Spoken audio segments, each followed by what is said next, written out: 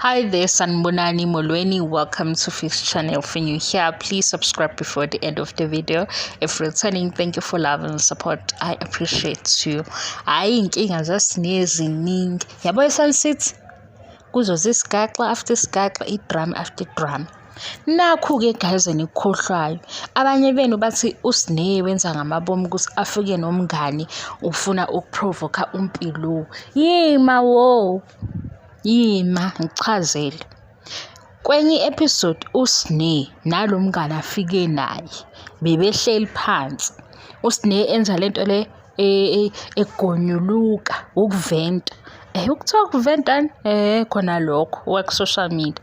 uSneh wasi kumngane wakhe kuma siblings kunje. Waze wathi kuSneh kufike la mabexabana nezingane zakubo. Wayithuka. uSneh uthuka izingane. Manje icala lisenkantolo. Inkantolo iseSunset. Lapha ko uSneh udinga umngane. Ngoba umngane lo ozokhuza, umngane ozolungisa isimo. Ngaphezulu kwalokho futhi lama siblings lawa aset up uSneh. Ukutshela ukuthi yini ngithi iset up le eyaMpilo noSneh.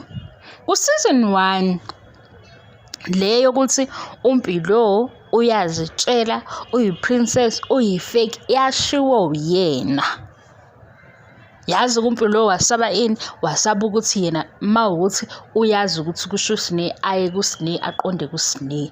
Yabo le phathi yalwandle yak season 1 le athi uSibindi njengamanje sizobona upart 2 ngoba uthe uSibindi ngesikhathi sigcina ukuhlangana nama siblings akubanga mnandi ukube naye wayenesandla esilula ngabe wadedela isandla. Ngalelo langa ke beme odakeni. Abeme odakeni belinde uSibindi kanye noLwandle. uLwandle kuyena uMr Phathi kodwa usebhizi lapha uyolanda obani amakhosikazi akubo akusasa nemoto. Mabelana phansi odakeni ke laba beme khona odakeni laseMzumbe. uMpilo wakhipha icathulo wathi uMpilo namhlanje ngizohamba la odakeni. Vele kuhleze kuthiwa mina ke ngiyazitshela kwasokacima bazongibona ke ngihamba odakeni. Sesibamba pheke lento ukuthi owathi uyazitshela kusho ukuthi uSneh. Mase befika season 2 sekudlalwa igame. Umbuzo osuhambisana nokuthi iyiphi isibling efake la usunika uSneh ukuze uSneh athi ubani uMpilo ukuze ke kusuka umsindo. Kodwa sina sizwe ngobani ngayo uMpilo ku season 1. Nakho ke kusisi uMpilo ubiza izingane ngezinqa. Ngeke ngisho lekagama lishilo ngoba likhulu inhlamba angiyibiza. So manje uSneh vele unecala already. Icala lokuthi ukhulume kabi nengane nokuthi futhi kufanele batshele ukuthi uzizwa kanjani makufanele ukuthi egonyuluke isifuba sakhe. Asize uMpilo ningancithezi la niyazo ningancithezi. uMpilo nimbonile ngesikhathi ehambe eyotshela uSibindi ukuthi baye eSunset. Niyibonile ivibe kaSibindi noMpilo? Right. Right. Akekho shayo uMpilo uyaxoxa. Baze bahleka lapha baphelwa amazwi abo asha. Ngathi mina yibo bahlekani? Bahleka ukuthi uSibindi ufuna ukubona ubuso busha noma bahleka ukuthi bayoxova izwe le eSunset uSibindi noMpilo okusho ukuthi banjani bayazwana. I-episode engikhumbulayo yaMpilo noAbo angithi ngibala abadala. yaMpilo noAbo la isabona khona ukuthi bayazwana ephathi kaMpilo le yak season 5. Sabona nje bekhuluma namanje futhi siyabona ukuthi uMpilo noAbo imoya yabo i-right.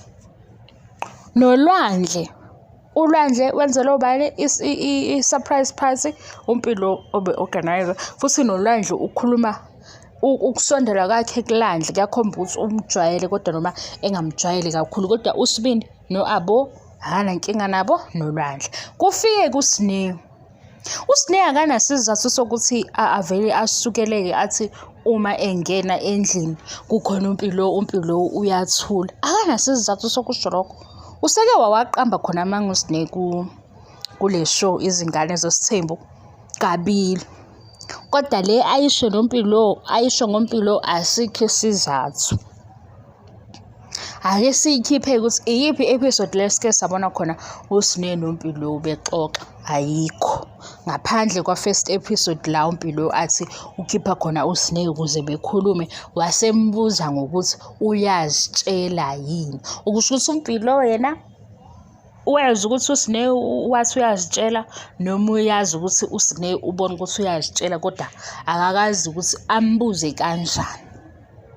eSun City-ke kuyokwenziwa lento yokuthi iyophela i-episode kuthiwa buyani phela kuno season 3 siyanikhumbula. Ileyo nto abayenza bayoxabana. Ayikho-ke ngoMpilo eyedwa, kodwa uma ufuna ukuyithatha kuyifake kuMpilo yedwa ungayenza-ke, ayikho inkinga. uSine uxabane nama-siblings bonke. Ngaphezu kwalokho uSibindi unesithembu naye esidinga ukuthi ayokhuluma. Baney'nto zabo ey'hlukahlukene. Manje uSine udinga umngani wakhe, yingakho-ke efike nomngani. Bengizokutshela lokho, kanti futhi lo mngani afike naye ade ekhuluma naye. Uma ukuthi leya nto buyithatha njengokuhleba, umngani usekhona-ke uzofakaza ukuthi uSine uthi.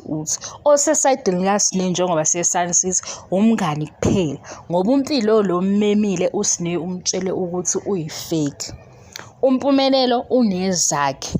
uTirelo wayebuza uSine ukuthi uhlekani engabe ehambe yomthengela i-swimwear entsha, umthengele into ewumsangane engeke aze ayigqoke.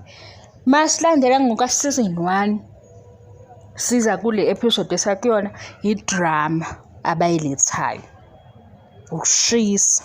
Njengoba noVuyo nje naye usecuphe ngomngane, ngoba uVuyo wathi yena ukuba ikhulelwe le ntombazane ubezoyisotha out. Manje intombazane manje esakhulelwe, inkinga uphethe ingane. Hayi, ngisazongixoxela kahle le ndaba phela. Le episode lena ilapho esathi sisuka khona ku-season 1 uMpumelelo wadelela umamkhulu, wadelela u-Abo, uLwandle owayephansi. Ngobani? uMpumelelo wenzeni? Kwaba awkward ngebirthday kaLandle, wafika nawubani? Nabantu bakhe. Abantu bakhe sekufanele benze njani? Begadwe ama-siblings. And ama-siblings bona bayizeleni? Bazele uzoyijabula. Nani kodwa nibe namahloni please. Yazi awuyiqhenya. Ngiyabona iy'ngane lapha baya-act benzela ukuthi sikhulume. Wena musu kuya kube ka-boyfriend ma kunezinto. Kahle hlala phansi. Makulunga ngaleyo ndlela ukuthi beze bekubone, bayakubona nje ngesikhathi sesi-right. Musu kuyifaka ngenkani. Ngisho bengakumema uvela uthi uyagula ungayi. Bazokuhleba uzohamba ungasajabulile. Bazobe kukhomba ngamakhanda bethi bekhomba. Kodwa nizwa-ke phela nina niyathanda ukuphoqa izinto. Ungayi kodwa. Hayi, ngizitshele ngawe lapha ya ku-TV siyabona ukuthi bafuna ukufaka izinto ey'shaye eceleni ukuze sizokhuluma, ngoba nakhona nje siyazi ukuthi hawu abazali bani banivumelile ukuthi nini ihambe. Yabo, mase sihlebe sesiyikhulumela phansi ukuthi hawu nangu nje omunye esejaji omunye sithi hayi kodwa nawe ingane yona kubo ingane yobona ugogo nomkhulu wena.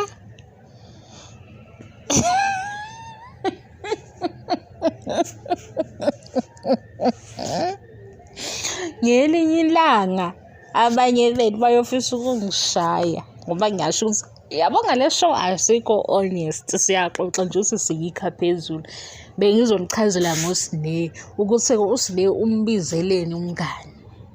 Masubona ngathi uzoprovoke uMpilo ubiza ingane zakubo ngezinqa, watshela umngane wakhe wathi nje kwaze kwafika la esethuka khona, wathi umngane-ke Sine hamba uxolisa. Futhi umngane-ke wakhuluma kahle noSine, akathathe side lakhe ngoba ewumngane. Manje uSine fanele yohoxisa amagama ukuthi ubize ingane ngezinqa, bexoleke ngoba-ke bayigazi elodwa bama-siblings.